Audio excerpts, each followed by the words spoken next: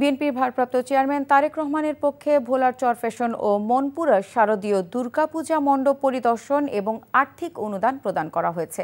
সকালে মনপুরার বিভিন্ন পূজা মণ্ডপ পরিদর্শন করে বিএনপি নেতা ও সাবেক এমপি নাজিমুদ্দিন আলম হিন্দু সম্প্রদায়ের মাঝে তারেক রহমানের পক্ষে আর্থিক অনুদান তুলে দেন।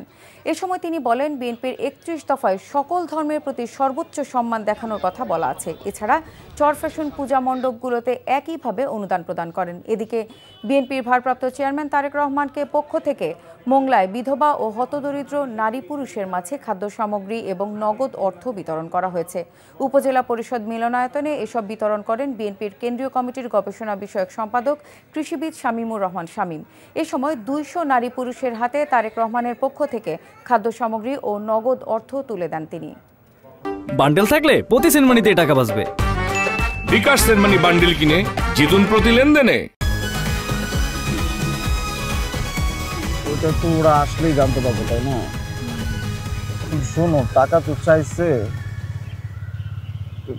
10,000 টাকার শর্ট আছে, বুঝছো?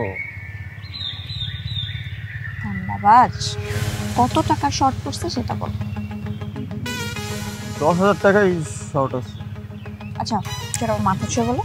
মাথা কি হলো?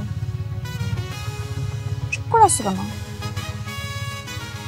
ভণ্ডামি, টাউটামি,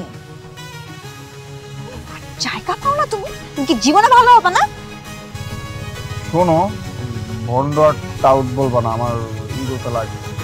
তুমি ওইটাই ঠিক আছে, ভণ্ডামি টাউটামি মানুষ করে, কিন্তু গার্লফ্রেন্ডের সাথেও কোনো কথা।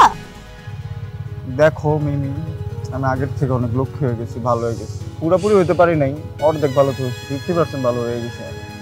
আগে যদি হইতো আমি তোমার থেকে 20,000 টাকা চাইতাম। চুপ।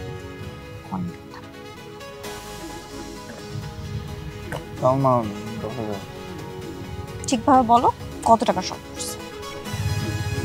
5,000 টাকা লাগবে।